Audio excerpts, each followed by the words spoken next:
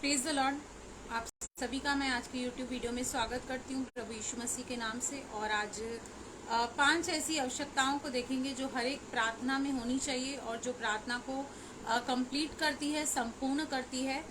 वैसे प्रार्थना क्या है? प्रार्थना का मतलब परमेश्वर से बातें करना, अपने दिल का हाल जब खुलकर हम परमेश्वर के सामने रखते हैं और अपनी हर एक निर्बलता को, अपनी हर एक आवश्यकता को जब हम परमेश्वर के पास रखते हैं और जो परमेश्वर ने हमें दिया है जब हम उसके लिए धन्यवाद करते हैं, तो यही है प्रार्थना।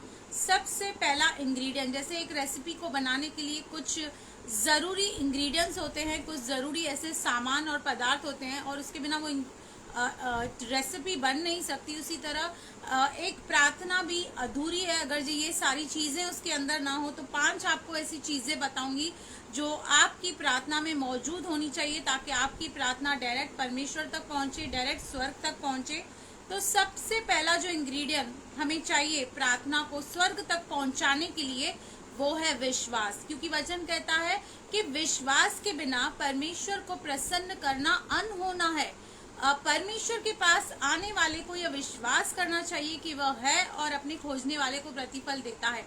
कोई भी प्रार्थना में अगर हम विश्वास नहीं करते, संदेह करते हैं, डाउट करते हैं, तो हमारी प्रार्थना परमेश्वर तक नहीं पहुंचती। क्योंकि याकूब में लिखा है कि संदेह करने वाला कभी भी परमेश्वर से आशीष नहीं पाएगा, क्योंकि वो अपनी हर एक बात में चंचल है, दूचिता है, दो रंगा है। इसलिए सबसे पहला इंग्रेडिएंट जो हमें प्रार्थना के लिए चाहिए वो है विश्वास। और अगर हमारे पास विश्वास नहीं है तो हम प्रार्थना ही के द्वारा विश्वास भी परमेश्वर से मांग सकते हैं, क्योंकि विश्वास का कर्ता और उसे सिद्ध करने वाला प्रभु यीशु मसीह खुद है।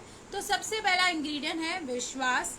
उसके बाद परमेश्वर के साथ आपका सही रिश्ता, व्यक्तिगत रिलेशनशिप होना बहुत जरूरी है।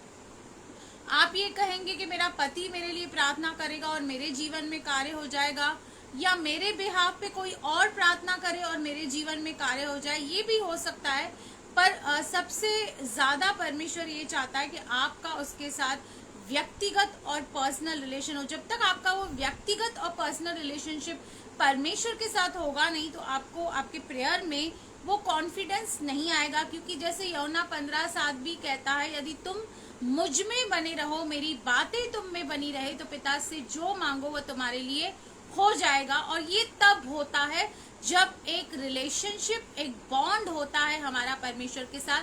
और एक रिलेशनशिप और बॉन्ड तब बनता है जब हम किसी के साथ ज्यादा टाइम स्पेंड करते हैं, ज्यादा कम्युनिकेशन करते हैं, ज्यादा प्रॉक्सिमिटी रखते हैं, ज्यादा क्लोजनेस रखते हैं, तभी वो बॉन्ड बनता है। इसलिए परमेश्वर के साथ सही रिश्ता होना बहुत जरूरी है। तीसरा, हमारे इंटेंशन और उद्देश्य सही होने चाहिए। मान लीजिए आप अगर ऐसी कोई प्रार्थना कर रहे हैं जिसमें आप किसी का नुकसान चाह रहे हैं, किसी की हानि चाह रहे हैं, या आप ये सोच रहे हैं मुझे लॉटरी का नंबर मिल जाए, या कोई गलत इंटेंशन से अगर हम परमेश्वर से मांगते हैं, तो परमेश्वर नहीं सुनता है।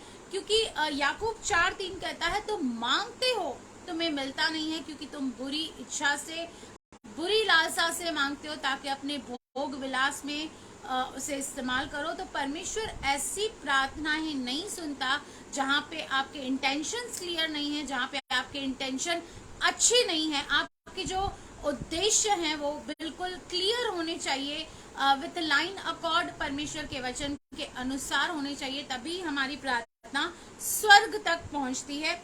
चौथा, हमारा जो विवेक है, जो कंसाइंस है, वो शुद्ध होना चाहिए।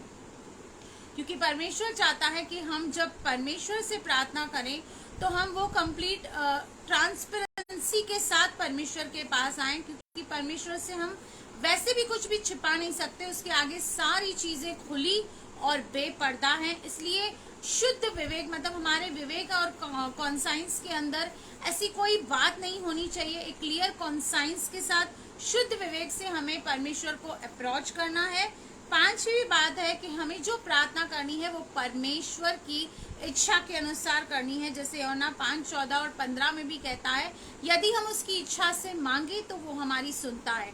और परमेश्वर की इच्छा जानने और समझने के लिए हमें बाइबल का अध्ययन करना होगा, हमें बाइबल को पढ़ना होगा, ताकि हम परमेश्वर को पूर्ण रीति से जान सकें, समझ सकें, उसकी लंबाई को, चौड़ाई को, ऊंचाई को, गहराई को, हर एक रीति से हम परमेश्वर के चरित्र को, उसके स्वभाव को, वो हमसे क्या चाहता है, प्रेयर के क्या पॉइंट्स होने चाहिए, क्या क्या बातें हम रख सकते हैं। परमेश्वर की बहुत सारी इच्छाएं प्रकट रूप से वचन में दी गई है। तो उन इच्छाओं पर मनन करके जब हम परमेश्वर की इच्छा के अनुसार मांगते हैं तो डेफिनेटली परमेश्वर हमारी प्रार्थना को सुनता है। तो ये 5 इंग्रेडिएंट्स मैंने आपको बताया जो आपकी प्रार्थना को करेंगे सफल। सबसे पहला विश्वास, उसके बाद परमेश्वर के साथ एक सही रिश्ता, एक रोजमर्रा व्यक्तिगत रिश्ता, तीसरा आपका इंटेंशन यानी कि उद्देश्य सही होना चाहिए।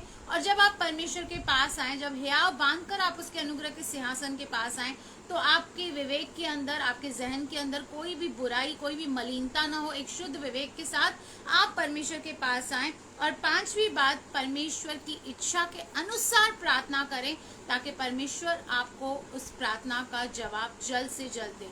तो प्रभु इस वचन के जरिए आपको बहुत बहुत आशीष करे। आमेन, आमेन।